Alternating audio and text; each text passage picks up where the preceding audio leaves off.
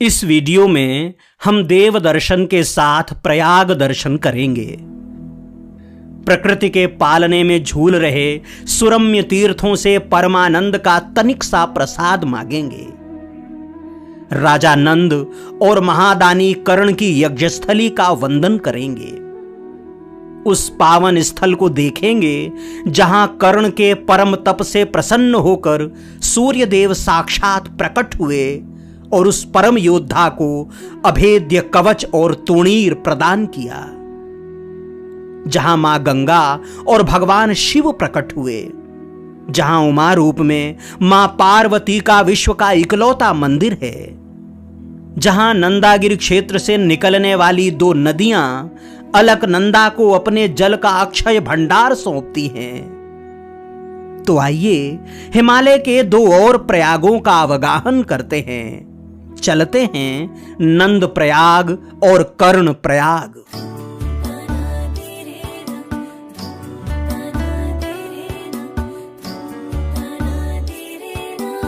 बद्रीनाथ और भविष्य बद्री क्षेत्र में 15 दिन बिताने के बाद अब नीचे उतरने की बारी थी। जोशीमठ से चले तो उतार ही उतार मिला। जैसे जाते समय उतराई नाम मात्र की मिल रही थी, लौटते समय वही स्थिति चढ़ाई की थी।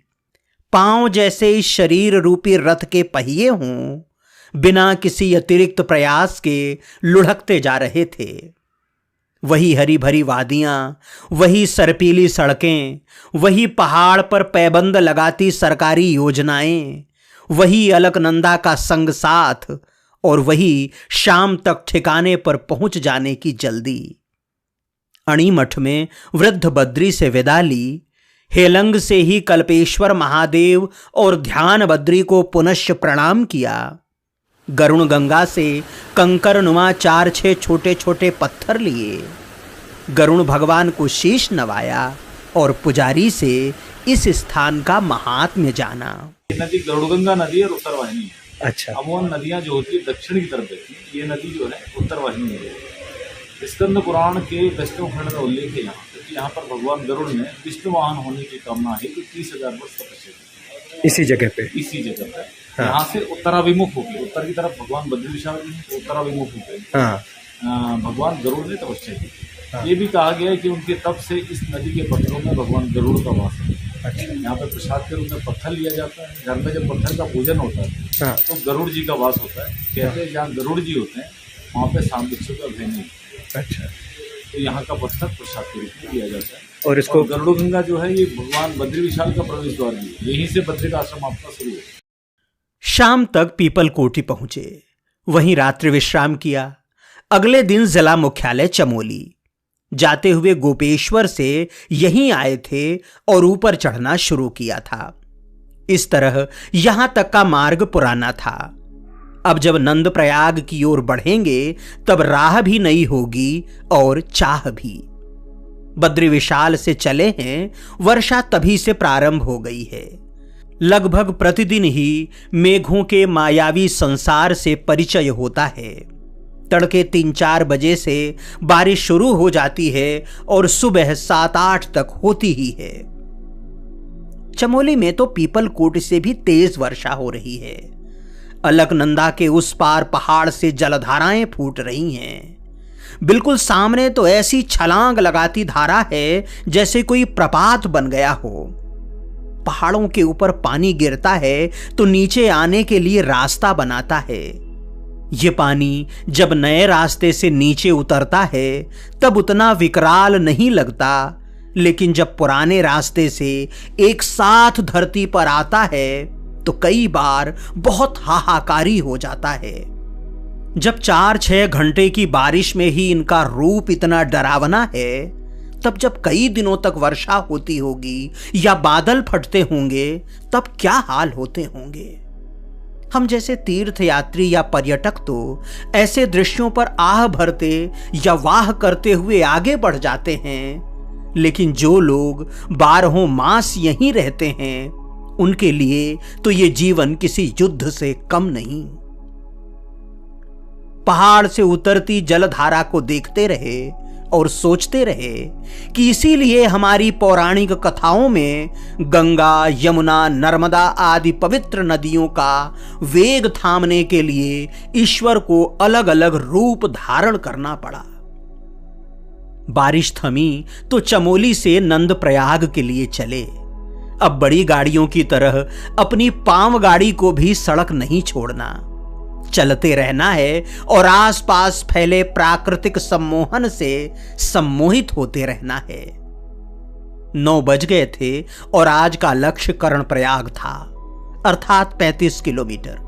चमोली बाजार छोड़ने के बाद अलकनंदा के उस पार जंगल के बीच में बसी बस्ती बहुत सुंदर लग रही थी। अलकनंदा के प्रवाह की ध्वनि नीचे झांकने के लिए आमंत्रित करती है, लेकिन इस तरह का तेज प्रवाह समीप से डराता भी है। कई बार तो अपनी ओर खींचता हुआ सा लगता है। बारिश में पहाड़ पर चलना कितना खतरनाक होता है, ये गिरते हुए पत्थरों को देखकर समझ में आ रहा था। वे जिस तरह बिखरे थे उससे यह अनुमान सहज ही लगाया जा सकता था कि इन्हें कुछ ही देर पहले मेघों ने पहाड़ों से ढहाया है। खैर, उन्हें देखना था, उनसे बचना था और आगे बढ़ना था। 10 किलोमीटर बाद नंदप्रयाग मिला, हिमालय के 5 प्रयागों में दूसरा प्रयाग। चमोली से सीधे यहीं रुके। छोटा सा कस्बा है नंदप्रयाग, जिसे कभी कंदासु कहा जाता था। यहां श्री भागवत दास जी वैष्णव द्वारा स्थापित गोपाल जी का मंदिर है। मंदिर छोटा है लेकिन सुंदर है। गोपाल जी का विग्रह भी मनोरम है। शास्त्रों के अनुसार यहां से बद्री क्षेत्र प्रारंभ होता है। बद्री क्षेत्र को 4 हिस्सों में बांटा गया है। नंद प्रयाग से विष्णु प्रयाग तक स्थूल बद्री क्षेत्र, विष्णु प्रयाग से देव देखनी तक सूक्ष्म बद्री क्षेत्र, देव देखनी से ऋषि गंगा तक अति सूक्ष्म बद्री क्षेत्र और ऋषि गंगा से माणा तक विशुद्ध बद्री क्षेत्र। नंद प्रयाग का नाम कण्वाश्रम भी है। कहते हैं कण्व ऋषि ने यहां तपस्या की थी। स्कंद पुराण के अनुसार यहां धर्मात्मा और सत्यनिष्ठ महाराजा नंद ने बहुत अन्न और प्रचुर दक्षिणा वाला यज्ञ किया। उसमें उस राजा की भक्ति के कारण ब्रह्मा आदि देवताओं ने मूर्ति धारण करके अपना अपना भाग ग्रहण किया। संतुष्ट देवताओं ने उसी नंद के नाम से इस स्थान को अलंकृत किया और वे नंदा तथा अलकनंदा के संगम में स्नान मात्र से शुद्ध हो गए। नंदा अर्थात नंदाकिनी और अलकनंदा के संगम तक जाने के लिए सीढ़ियां और रैंप है। इस रैंप से होते हुए सीधे संगम तक पहुंचा जा सकता है। संगम घाट को बनाया भी बहुत सुंदर है, लेकिन इस घाट को मुक्तिधाम घाट बना दिया गया है, इसलिए थोड़ा डरावना लगता है। संगम तक लोग भी बहुत कम जाते हैं। जगह जगह कपड़े और अंतिम संस्कार के सामान बिखरे रहते हैं। अलकनंदा का वेग भी बहुत है। उसका स्वर भी इस वातावरण को थोड़ा और डरावना बना देता है। हमें तो संगम तक पहुंचना था और दोनों नदियों के मिलन स्थल के जल से स्वयं को अभिसिंचित करना था। इसलिए यहां तक आए और पूरे आनंद से आए। सच कहूं, मुझे इस तरह की नदियों के तट डराते नहीं, लुभाते हैं, रहस्यमयी जान पड़ते हैं। साक्षात शिव स्वरूप जो हजारों लाखों चिताओं की भस्म अपनी देह पर लपेटे हुए है। बहुत देर तक संगम से सत्संग किया। इस समय हम नंदप्रयाग में हैं। उत्तराखंड 4 धाम की यात्रा के दौरान जो 5 प्रयाग आते हैं उसमें ये दूसरा प्रयाग है। विष्णु प्रयाग के बाद ये नंदप्रयाग है। नंदप्रयाग यहाँ नंदाकिनी नामक नदी जो इस दिशा से आती हैं, इन पहाड़ियों से उतरती हैं और यहाँ पर अलकनंदा से मिलती है। नंदाकिनी और अलकनंदा के इस मिलन को नंद प्रयाग कहा गया है। यहाँ ऊपर गोपाल जी का, कृष्ण भगवान के बाल रूप का एक मंदिर है, बहुत सुंदर मंदिर है, शिव मंदिर है। और साथ में यहाँ का प्राकृतिक दृश्य तो है ही, चारों तरफ पहाड़ियाँ हैं, पहाड़ियाँ ऐसी जो हरी भरी हैं, जो सुंदर हैं, जो मन को मोहती हैं, इस तरह की पहाड़ियाँ हैं। और उन पहाड़ियों के बीच में ये संगम है नंदाकिनी और अलकनंदा का, नंद प्रयाग बनकर। सड़क काफ़ी ऊंचाई पर है, नीचे उतरकर इस प्रयाग को स्पर्श करने के लिए, इसका जल स्पर्श करने के लिए यहाँ आना होता है। और जब दूर दूर से चलकर लोग यहाँ तक आते हैं तो इतना उतरकर और इस प्रयाग को स्पर्श करने का, इस जल से अभिमंत्रित होने का अवसर तो लेना ही चाहिए। हिमालय को दूसरा प्रयाग देने वाली नंदाकिनी त्रिशूल पर्वत की तलहटी में स्थित नंदा घुंघटी से निकलती है। नंदा सुता होने के कारण नंदाकिनी कहलाती है। कुल 160 किलोमीटर की यात्रा के बाद यहां अलकनंदा में विलीन होती है।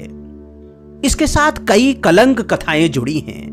किंवदंती है कि जिस रूप कुंड से ये निकलती है उसमें हजारों लाखों नर कंकाल हैं। इस कारण इस नदी का जल न तो किसी मंदिर में चढ़ता और न ही पीने में प्रयोग होता। यह भी कहा जाता है कि राजा यश धवल की पत्नी और मां नंदा की बहन वल्लभा का यात्रा के दौरान गंगतोली गुफा में प्रसव हो गया था। प्रसव के लिए जिस घास के बिछोने का इस्तेमाल किया गया उसे रूप कुंड के समीप ही नंदाकिनी में प्रवाहित कर दिया गया था। तब से इस नदी का जल अपवित्र मानकर देव कार्य के लिए वर्जित कर दिया गया। नंदाकिनी भले ही कई किंवदंतियों की लाश अपने कंधे पर ढोती हो, लेकिन अलकनंदा में डुबकी लगाकर परम पावन हो जाती है। न केवल स्वयं पवित्र होती है बल्कि संसार को भी पवित्र करती है। नंदाकिनी की तरह हम मनुष्य भी तो यही चाहते हैं कि अपने समस्त पाप लेकर गंगा में डुबकी लगाएं और क्षण भर में निष्कलुष हो जाएं। कुल मिलाकर इतना ही है नंद प्रयाग। यहां और कुछ देखने जानने के लिए नहीं, इसलिए बिना किसी विलंब के कर्ण प्रयाग की ओर चल पड़े। सुबह बारिश हुई थी। दिन में अत्यंत तेज धूप थी। बादल और धूप का संयोग बनता है तो धूप बहुत तीखी हो जाती है, ऐसी कि लगता है कि एक परत की चमड़ी जल जाएगी। सिर पर तौलिया रख ली थी, इसके बाद भी धूप का ताप असह्य हो रहा था। बद्रीनाथ और भविष्य बद्री में बर्फीली घाटियां शरीर को बर्फ बना रही थीं और यहां धूप तपाने में लगी थी। नंद प्रयाग से कोई 5-6 किलोमीटर आए होंगे कि सिख समाज का लंगर चल रहा था। बद्रीनाथ से यहां तक में सरदारों का यह तीसरा लंगर था। उनका सेवा भाव बहुत अनुकरणीय है। यहीं बस स्टॉप की बेंच पर आधा घंटे लेटा रहा। शरीर को तनिक आराम मिला तो आगे बढ़े। शाम 6 बजे कर्ण प्रयाग पहुंच गए। दूर से ही 2 नदियों का संगम और नदी के दोनों किनारे पहाड़ पर बने घर दिखाई दे रहे थे।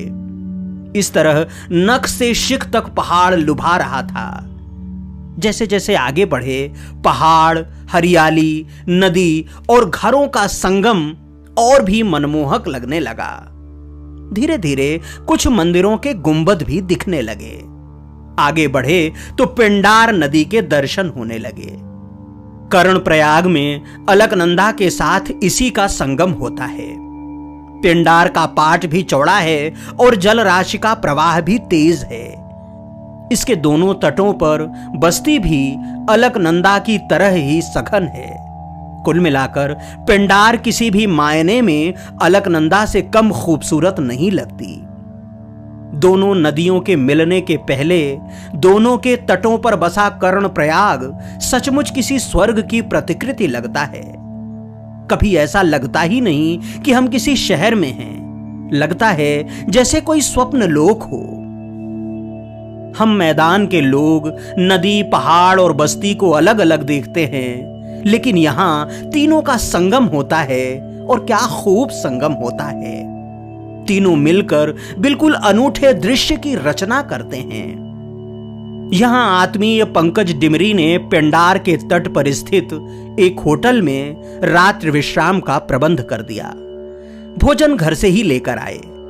होटल की सुख सुविधाओं से ज्यादा मुझे यहां वो खिड़की भली लगी जिसके खोलते ही बिजली की रोशनी में पेंडार चमक रही थी और नदी के उस पार की बस्ती सितारों की मानिंद टिमटिमा रही थी।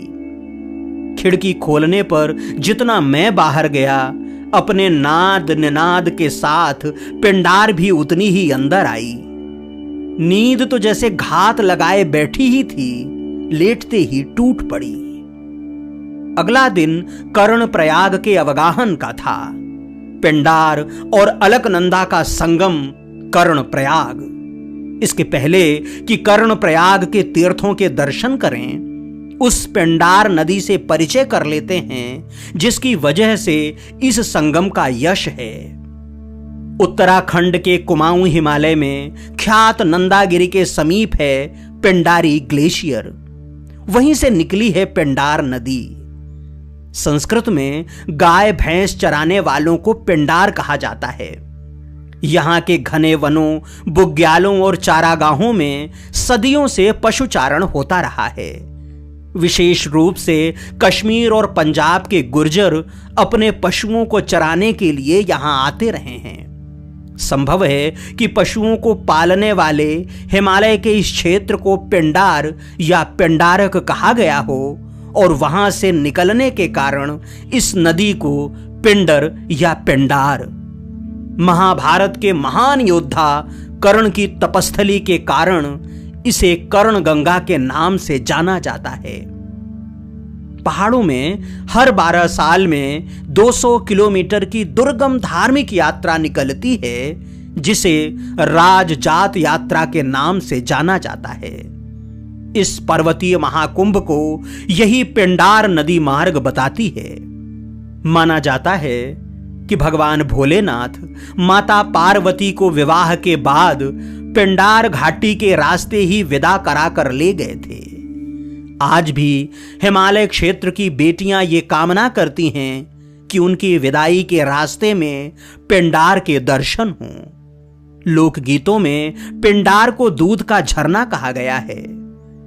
इसका कुल प्रवाह मार्ग लगभग 105 किलोमीटर है। अब आइए कर्णप्रयाग के पावन तट पर बैठकर इस नयनाभिराम संगम का दर्शन करते हैं, साथ ही अतीत के आख्यानों में प्रवेश करते हैं। इस समय हम कर्णप्रयाग में हैं। कर्णप्रयाग जो पंच प्रयागों में, उत्तराखंड के पंच प्रयागों में तीसरा महत्वपूर्ण प्रयाग है। यहाँ पर अलकनंदा बद्रीनाथ की तरफ से आती हैं और पेंडार नदी यहाँ आकर अलकनंदा से मिलती हैं। अलकनंदा का रंग जैसा आप देख रहे हैं बिल्कुल भूरा है और पेंडार का रंग लाल है। ये अलग अलग जगहों से निकलने वाली नदियाँ अपने स्वभाव के साथ अपना रंग लेकर चलती हैं। जिसका जो रंग है अपने अपने रंग के साथ यहाँ कर्णप्रयाग में दोनों का मिलन होता है और इसके बाद पिंडार अपना रंग विलोप कर लेती है। पिंडार का रंग विलुप्त हो जाता है और अलकनंदा का रंग बचता है।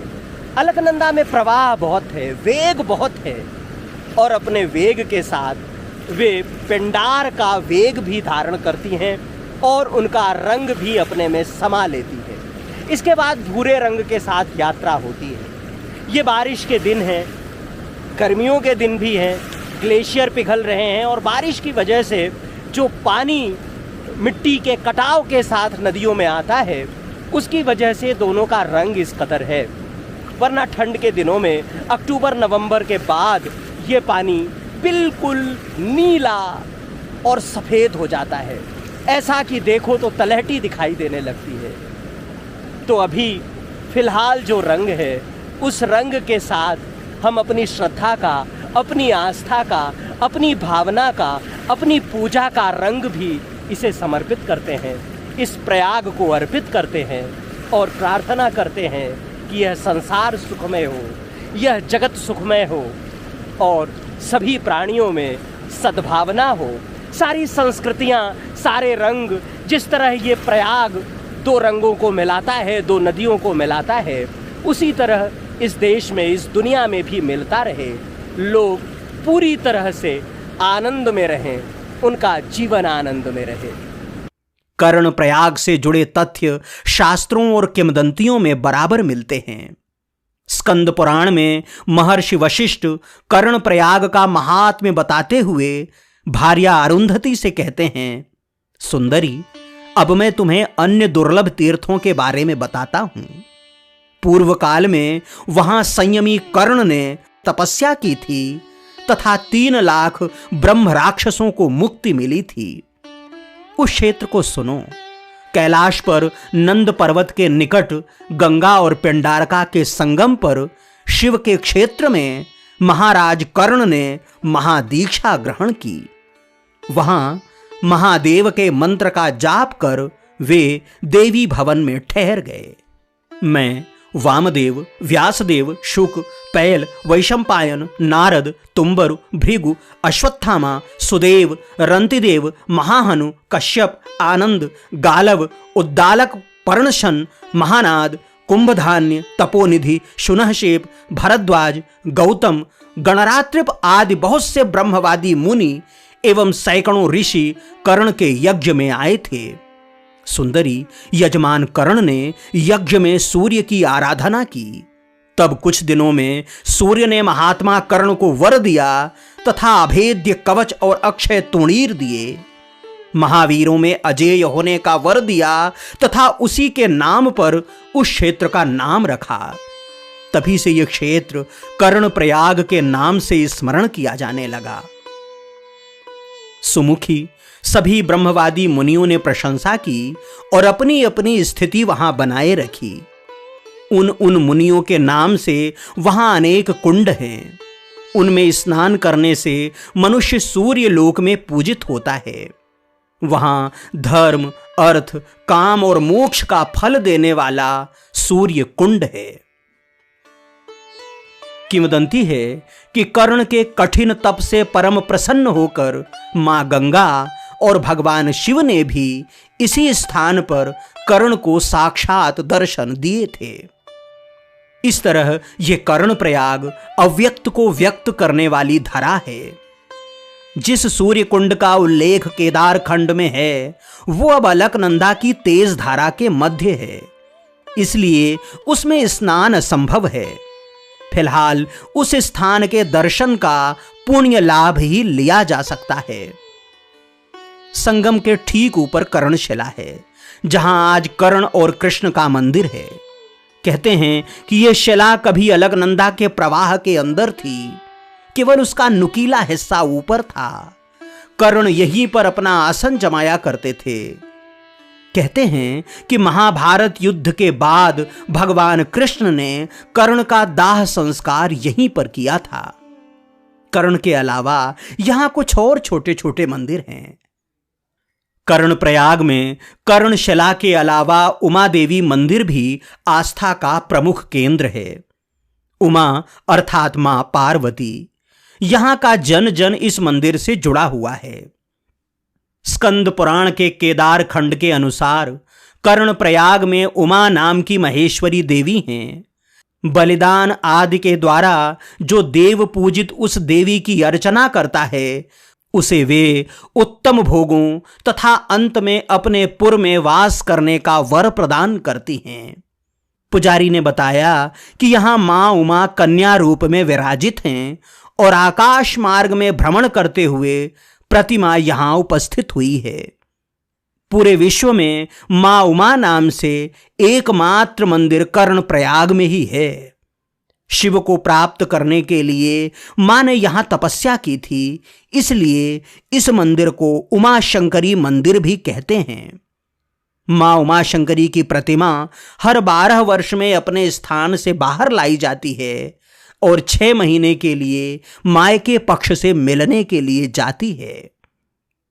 काले पत्थर से निर्मित मां का विग्रह सचमुच बहुत ही सुंदर है। यहां मां को तेल अर्पित होता है, इसलिए उनके पूरे बदन पर तेल लगा रहता है। तेल लगने से प्रतिमा की चमक और बढ़ जाती है। निहारते रहने पर ऐसा लगता है जैसे वे चलकर गर्भगृह से बाहर आ जाएंगी। बैठे बैठे मां का विग्रह निहारता रहा और गढ़वाल के गीतों में मैया का यशगान सुनता रहा।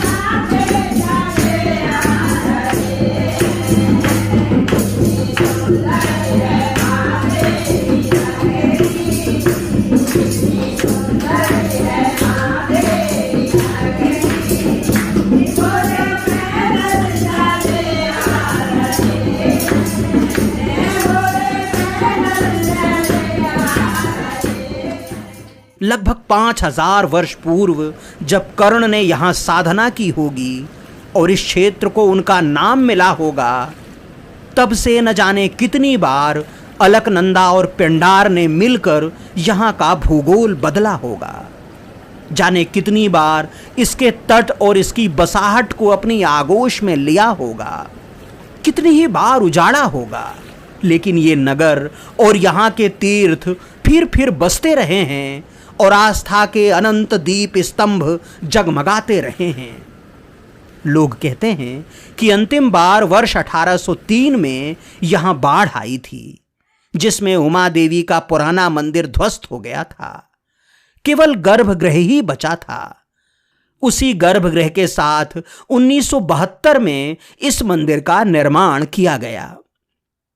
पिंडार और अलकनंदा के इस पवित्र संगम पर जीवन के अन्य शुभ संस्कार तो होते ही हैं, अंतिम संस्कार भी होता है।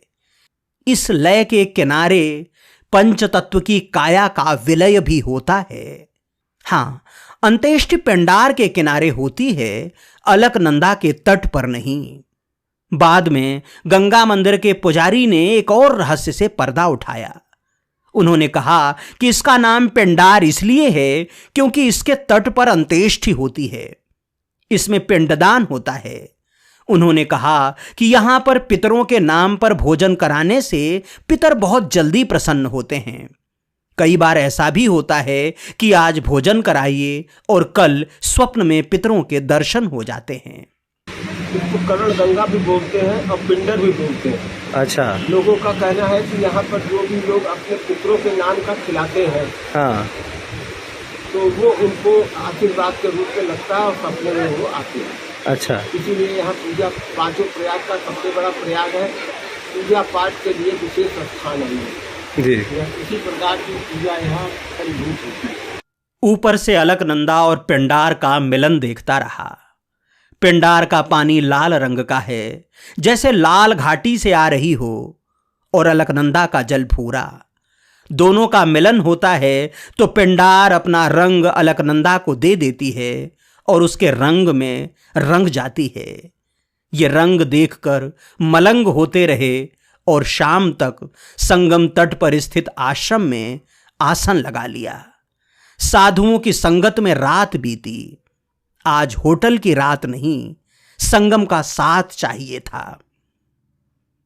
वैसे तो इस धर्मधारा पर सब कुछ मनमोहक और आनंददायक है, लेकिन शुद्ध शाकाहारी भोजनालय तलाशना उतना ही मुश्किल है।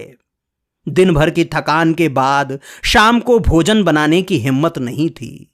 रोटी की खोज में निकले तो हर भोजनालय मांसाहारी के साथ ही शाकाहारी था, केवल शाकाहारी कोई नहीं।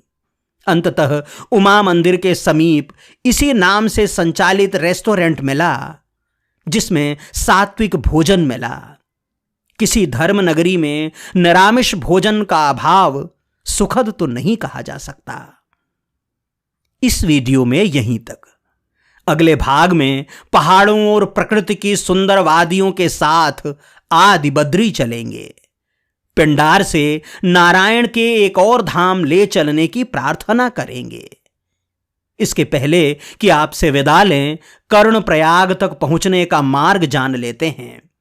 अगर आप हरिद्वार से यात्रा प्रारंभ कर रहे हैं तो ऋषिकेश श्रीनगर होते हुए कर्णप्रयाग तक पहुंच सकते हैं। ये बद्रीनाथ की ओर जाने वाला मुख्य मार्ग है, इसलिए छोटी और बड़ी गाड़ियां दोनों ही मिल जाती हैं। रुकने खाने के लिए छोटे बड़े होटल और रेस्टोरेंट हैं। मेरी तरह पदयात्री हैं तो पीठ पर बैग लादी और चलते रहिए। हर ठिकाना एक न एक दिन कदमों को चूमेगा ही। नजदीकी रेलवे स्टेशन ऋषिकेश है और नजदीकी हवाई अड्डा देहरादून। फिलहाल यायावर ओम द्विवेदी को अनुमति दें। चलते चलते वही एक निवेदन, अगर आपने अभी तक ओम दर्शन चैनल को सब्सक्राइब नहीं किया है तो कृपया कर लें। अगर आप चाहते हैं कि हमारा ये सनातन धन जन जन तक पहुंचे तो परिचितों और मित्रों के साथ साझा करें। हमने अपने हिस्से का काम किया, आपका काम आपको करना है। हमारी भक्ति को अपनी शक्ति दें। जय मां अलकनंदा, जय हो कर्णप्रयाग की। नर्मदे हर।